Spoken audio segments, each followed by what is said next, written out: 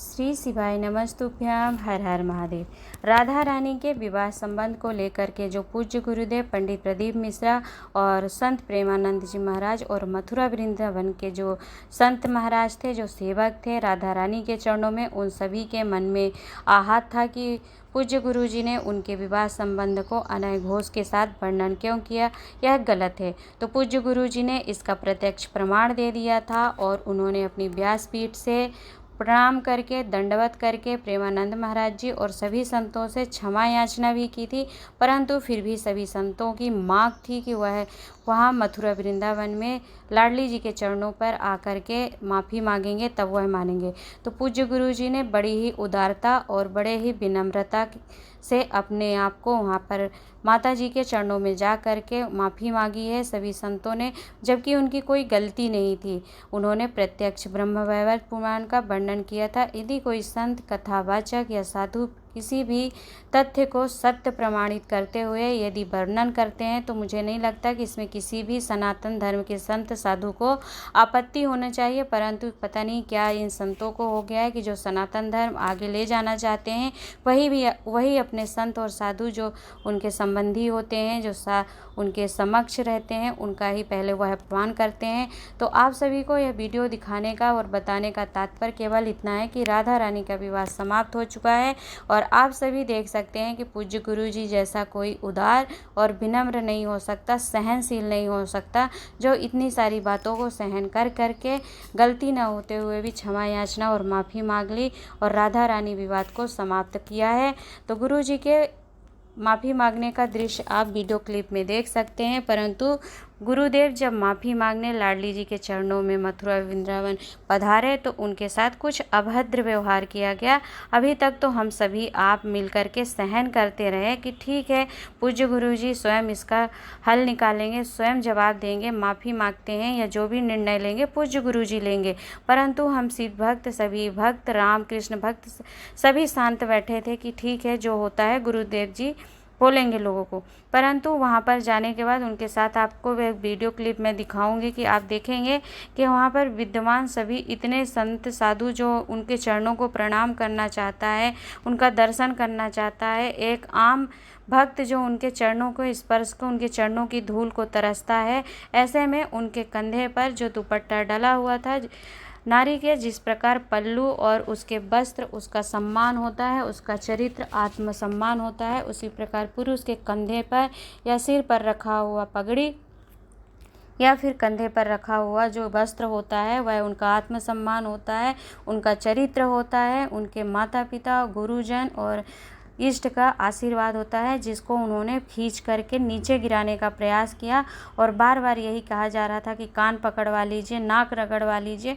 तो इस तरीके के शब्द साधुजन एक संत के लिए, सभी जनता के लिए, जब मीडिया के माध्यम से पूरा देश नहीं, अंतर्राष्ट्रीय कथावाचक हैं वह, पूरा अंतर्राष्ट्रीय देश देख रहे थे, ऐसे में उन्हें नीचे गिराने का जो प्रयास किया गया यह हम अब सहन नहीं कर सकते। हमने बहुत सहन किया, बहुत बर्दाश्त किया, परंतु उनके दुपट्टे को जो गिराया गया मुझे तो बहुत बुरा लग रहा था कि हमारे जो आराध्य हैं, हम जिनकी भाषा को सुनते हैं, जिनकी वाणी को सुनकर हमारे जीवन में परिवर्तन आया और प्रेरणा, हमें एक जीवन, उज्जवल जीवन और भविष्य जीने का प्रोत्साहन प्राप्त होता है, उनके कंधे पर पड़े हुए उनके गुरुजन, माता पिता के आशीर्वाद को, और यहाँ तक कि वह उनका आत्मसम्मान था उसे गिराया जा रहा था, तो मुझे बहुत बुरा लगा। आप सभी कमेंट बॉक्स में ज़रूर लिखिएगा, बताइएगा कि आप सभी को यह व्यवहार कैसा लगा। मुझे तो बिल्कुल अनुचित और अभद्र व्यवहार लगा। साथ ही हमारे पूज्य गुरु जी की एक क्लिप मैं आपको दिखाऊंगी कि जो संत उनके लिए एक अपशब्द कह रहे थे, उन्होंने कह दिया है कि माफ़ी मांग ली है। परंतु पहले आप एक दुपट्टे गिराने का क्लिप देखिए कि कौन सा व्यक्ति, यहाँ तक कोई संत होता उसे उठाकर उनके कंधे में डाल रहे होते तो हम इसे बर्दाश्त कर लेते, परंतु कंधे पर डले हुए दुपट्टे को नीचे गिराना, यह आत्मसम्मान सिर्फ पूज्य गुरुदेव के गिराने का नहीं है, बल्कि सभी शिव भक्तों पर यह एक आँच है और उनके आत्मसम्मान और विश्वास को गिराने का प्रयास किया गया है, जिसके लिए सभी को क्षमा याचना अवश्य मांगना चाहिए पूज्य गुरुदेव से। तो सबसे पहले आप वह वीडियो देखिए जिसमें पूज्य गुरु जी के दुपट्टे को गिराया जा रहा है, फिर मैं आप सभी से बात करती हूँ। तो वीडियो देखकर आप सभी समझ गए होंगे कि पूज्य गुरुजी जब माफ़ी मांग रहे थे, उन्होंने दंडवत प्रणाम किया। तो उठकर जब वो खड़े हुए तो अपने कंधे पर डले हुए दुपट्टे को उठा करके रखा, और साथ में देखा होगा आपने कि साइड में खड़े हुए जो उस प्रांगण के एक व्यक्ति हैं, मैं उनका नाम नहीं लेना चाहूँगी, संत हैं क्या हैं वो मैं नहीं जानती, परंतु उन्होंने पूज्य गुरुजी के जो कंधे पर रखा हुआ वस्त्र था उन्हें प्रणाम और सम्मान न देते हुए उसको नीचे गिराने का प्रयास किया। आप लोग कैसे संत हैं, कैसे साधु हैं, कैसे सनातन धर्म को आगे ले जाने वाले हैं कि जब एक व्यक्ति सनातन धर्म को इतने आगे ले जा रहा है, इतने भक्तों को जोड़ा है, उन्होंने मंदिरों से जोड़ा है, कोई नहीं कहते हैं वो कि है ना आप मेरे चरणों में आइए, मेरे पास आइए, मेरी आराधना करिए, वो तो भगवान शिव के चरणों में सभी भक्तों को लगाने का प्रयास कर रहे हैं। ऐसे में आप उनको प्रणाम न करके, उनको सम्मान और वंदनीय न मान करके, उनके कंधे पर जो उनका सम्मान है, जो उनके गुरु का, उनके माता पिता का आशीर्वाद है और यहाँ तक कि देवाधिदेव महादेव इष्ट का आशीर्वाद है, उसे गिरा रहे हैं। तो आप कैसी दृष्टि रखते हैं, आप कैसे विचार रखते हैं, आपके मन कैसा शुद्ध होगा? मैं यही सब पूछना चाहती हूँ कि आप सभी इस क्लिप को देखे हैं तो क्लिप को देखकर, और साथ में यह हमेशा जो भी यह महापंचायत मथुरा में जो विराजमान थे, इस क्लिप को देखिए कि उन्होंने भी मान लिया है और पूज्य गुरु जी के लिए उनके मन में अब कोई द्वेष नहीं है। क्लिप देखिए। परंतु वहाँ के संत ने उन्हें बहुत ही अपमानित शब्द कहे, उनकी माता के लिए कहा कि अनय घोष को यदि तुम अपना राधा रानी का विवाह यदि तुमने अनय घोष के साथ कराया तो राधा रानी को यदि आप माँ मानते हैं तो फिर आप बाप किसको मानते? इस तरीके का जो अभद्र वाणी और इस तरीके के व्यवहार जो किया गया है पूज्य गुरु जी के साथ, उससे मुझे तो बहुत आघात हुआ है। मैं नहीं जानती आप सभी भक्तों को, राम भक्त, कृष्ण भक्त या शिव भक्त कोई भी हो, भक्त होता है तो आपके मन को ये नहीं है कि आप किसे मानते हैं, किसको आराध्य समझते हैं, किसकी आराधना करते हैं। यहाँ आती है बात की, वाणी की। तो पूज्य गुरु जी ने जो संवाद कहा था, उन्होंने गलती न होते हुए भी अपनी उदारता और विनम्रता को प्रस्तुत किया है, जो कि एक संत की सबसे बड़ी पहचान होती है। उन्होंने पूरे देश को ही नहीं, अंतर्राष्ट्रीय देश विदेश सभी को दिखा दिया कि एक अच्छे पद पर जाने के बाद यदि आपके अंदर नम्रता और विनम्रता नहीं है तो ऐसे पद का, ऐसी प्रतिष्ठा का कोई मान नहीं होता है, जो कि संपूर्ण देशवासी और भारतवर्ष के सभी अंतर्राष्ट्रीय जो भी उनकी कथा को श्रवण करते हैं, उन्हें अपना पूजनीय वंदनीय मानते हैं, वह सभी श्रवण कर चुके होंगे और समझ चुके होंगे।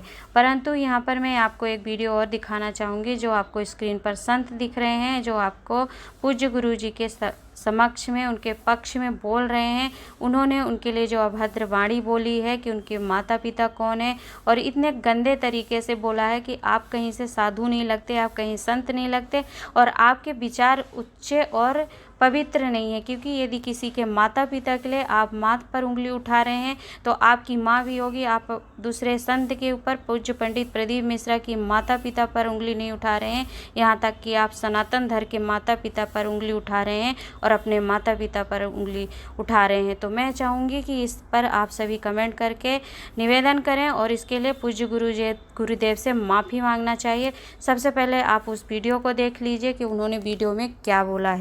एक और बात यहाँ पर ये नजर आ रही है कि भगवत पुराणों का जिक्र हो रहा है, पुराणों का जिक्र वहाँ पर भी हो रहा है। सबने अलग अलग पुराणे पढ़ी हैं, तो अलग अलग पुराणों में कहीं कोई जिक्र आया होगा ऐसा? देखिए, समस्त पुराणों का वर्णन उनको शास्त्रार्थ रूप में दिया जा चुका है और शास्त्रीय प्रमाण जिनको चाहिए, जो स्टूडियो में बैठ के धर्मगुरु लिख लेते हैं अपने आगे, तो वो ब्रज में पधारे, हम उनको प्रमाण देंगे। एक भी ग्रंथ ऐसा नहीं जिसमें प्रमाण ना हो। और रही बात, अभी आपके माध्यम से हम सुन रहे हैं कि वो राधा जी को माँ मानता है। माँ मानता है तो भैया माँ का जो पति होता है वो बाप होता है, सब जानते हैं। तो जे बता दे तेरो बाप अनय घोष है कि कृष्ण है? जब राधा तू माँ मानता है तो तू बाप अनय घोष है माने कि कृष्ण माने?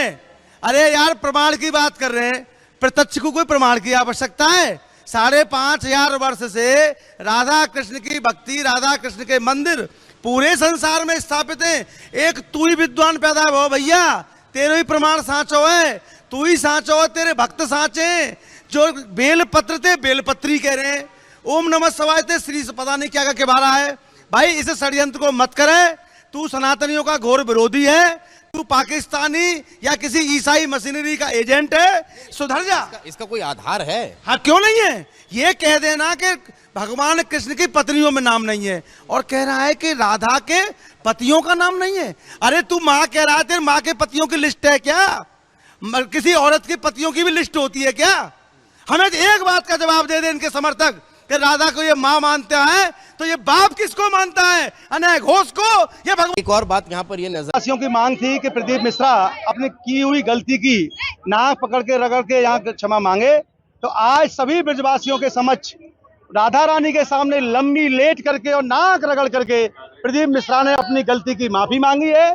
और उन्होंने शब्दों में भी कहा है, अपने अनुयायियों को भी कड़ाई से कहा है कि कोई भी हमारे पूज्य आचार्यगण के लिए, कोई ब्रजवासी के लिए किसी प्रकार की कोई भी गलत बातें न करे, जिससे कि कोई और विवाद खड़ा हो। तो वीडियो क्लिप देख करके, जो कि रिपब्लिक भारत न्यूज़ चैनल के माध्यम से दिखाया गया था, मथुरा से लाइव बताया था उन्होंने कि ये हमारे जो स्क्रीन पर संत दिख रहे हैं, उन्होंने पूज्य गुरु जी के लिए क्या भद्रवाणी पहले रखी थी जब उन्होंने माफ़ी नहीं मांगी थी, और माफ़ी मांगने के बाद उनके क्या विचार हैं, आप दोनों क्लिप देखकर सुनकर समझ चुके होंगे।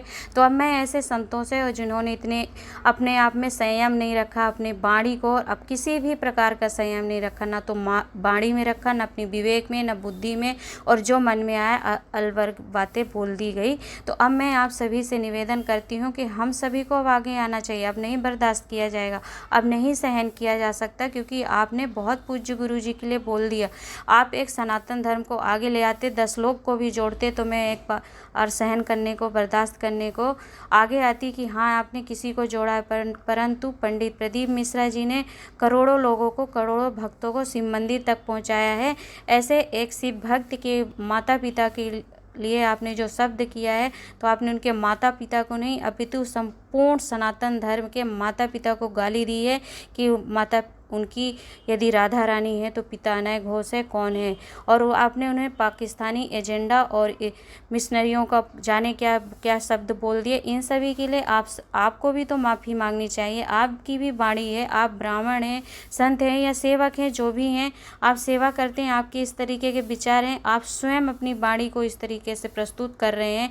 आप दूसरों को क्या वाणी में परिवर्तन और क्या संयम करना, क्या नम्रता और क्या उदारता सिखाते हैं, यह संपूर्ण देश के लोगों को पता चलना चाहिए। तो आप संपूर्ण कमेंट बॉक्स में लोग देख करके वीडियो को ज़रूर बताइएगा कि यह पूज्य गुरुदेव के लिए जो बोला गया है, उनके माता पिता के लिए, तो उनके माता पिता को गाली नहीं दी गई है, हमारे सभी हिंदू सनातन धर्म के माता पिता को गाली दी है, हमारे देव अधिदेव महादेव की गाली है ये, क्योंकि देव अधिदेव महादेव ही साक्षात स्वयं राधा रानी का स्वरूप है, और हमारी माता पार्वती स्वयं कृष्ण अवतार में अवतरित हुई थी। तो यह इसका जवाब देना चाहिए हमारे संतों को, जो आपने इस तरह के भड़काऊ बयान दिए हैं, तो आप भी जवाब दीजिए और इसके लिए आपको माफ़ी मांगनी चाहिए। तो आप सभी ज़रूर बताइएगा कि यह आप मेरी बात से कितना सहमत हैं, नहीं है, कमेंट बॉक्स में ज़रूर बताइए। परंतु हमारे गुरु जैसा कोई हो नहीं सकता, भूत न भविष्य, क्योंकि कलयुग के समय में यदि हमें कोई ऐसा संत मिला है जो हमारे विचारों को, हृदय को, मन को परिवर्तित करते हैं, इतने उदार हैं और इतने विनम्र हैं, वो कभी किसी के लिए अपशब्द नहीं कहते, कभी किसी संत का, साधु का, ब्राह्मण का, यहाँ तक कि बहन बेटी का अपमान करने का विचार और मन में भाव नहीं, ना तो हमें बताते, ना स्वयं रखते हैं, तो फिर वह साधु संत या किसी भगवान के लिए ऐसे शब्द विचार मन में ला ही नहीं सकते। इतने उदार दिल वाले संत के लिए, कथावाचक के लिए आपने जो शब्द बोले हैं उन्हें आपको वापस लेना चाहिए। आप सभी हिंदू सनातन धर्म आगे आइए और अपने गुरुदेव के लिए, अपने आराध्य, अपने इष्ट के लिए निवेदन करिए। तो कमेंट बॉक्स में आप अपने विचार और अपनी सहमति ज़रूर बताइएगा। आज के लिए इतना ही। हर हर महादेव, नमः शिवाय। ओम।